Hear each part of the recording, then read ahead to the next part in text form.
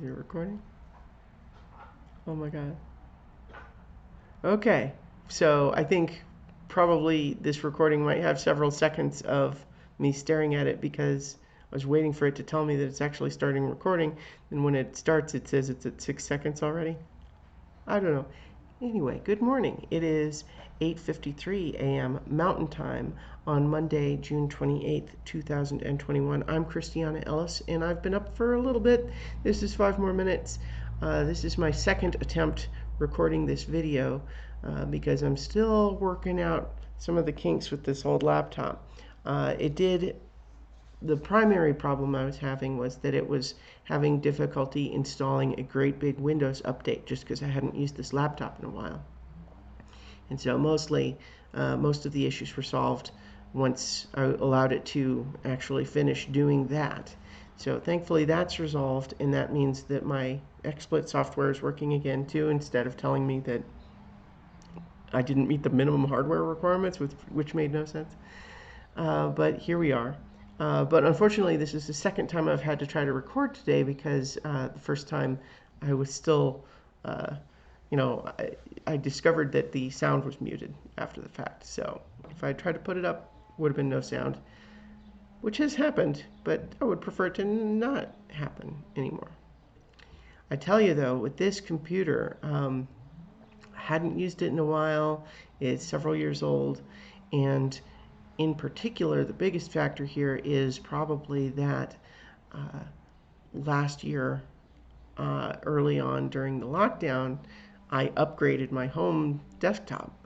Tons of new, like all sorts of new, equipment, basically, more or less a total rebuild except for the hard drive and the graphics card. Actually, technically, I did update the hard drive as well with the solid state drive, and yeah, so it's nice. But now this old laptop feels just crushingly slow in comparison. But it's fine. It's working. Here we are. So I'm at my mom's house now. Came over here yesterday. Earlier in the day, I went to a museum in Boulder with my brother and sister-in-law and niece, and then we had tacos, and it was a fine day, even though apparently the change in routine activities meant that my niece didn't get her nap as usual, and so it was a little bit cranky here and there. But then we came over to my mom's house for dinner, and I stayed. I get to meet her new dog, Ruff, for the first time, who's an Australian Shepherd. And you know what? I think in my head, I had mini Australian Shepherds. And I kind of knew that there were different sizes of Australian Shepherds, but I think I was kind of expecting. Oh, look, he's coming to visit right now. Although, here, let's see it in the camera. Hello, Ruff. Look at that wiggle butt.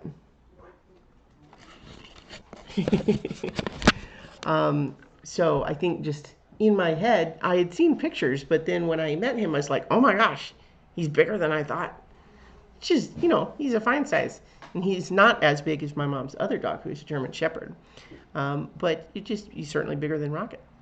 But he's a good boy, although he is 7 months old, so still very much an exuberant puppy. Yeah, just kind of, slept in this morning. Now I'm just trying to make my computer work, and it's working more or less. Doing all right. So last night, my mom and stepdad indulged me, and we watched the next movie in the Fast and Furious series, which was The Fast and the Furious Tokyo Drift. Got a dog in my crotch. A Ruff. The Tokyo Drift. And there was a few things that I did know in advance about this movie in terms of its placement along the rest of the franchise, but I hadn't seen it. So one is that I knew that it introduced a character who appears in later movies, but with events in the story that necessitate a complicated timeline. And sure enough, that was true. I won't get into the details of that in case anyone else is doing what I'm doing. But you could probably figure it out. It's not like a secret out there on the internet right now. But yeah, that's a great character, so I'm glad they bring him back. Anyway, for later movies. But also, I knew that this movie is mostly an entirely separated story that didn't involve any of the stuff from the first two movies until later in. And I thought that that was maybe like an Act Three thing. Turns out, no, it's just a cameo at the very, very end thing. But yeah, but at the same time, I really liked it. I think it's got some smart storytelling, even though it's still kind of a dumb car action racy movie. But it's less dumb than you might think. I think the key is understanding that cars are magic, right? It's not dumb, it's magic. And I'm not even saying that as a joke. I'm just saying that there are certainly dumb action movies. And when I say dumb action movies, let me clarify that I don't even really mean it as a pejorative as much as a stuff happens because it's awesome, not because it's realistic. And so maybe I shouldn't use the word dumb in order to say that. It's also, I guess, a little bit ableist, really. But silly, maybe, is a better word.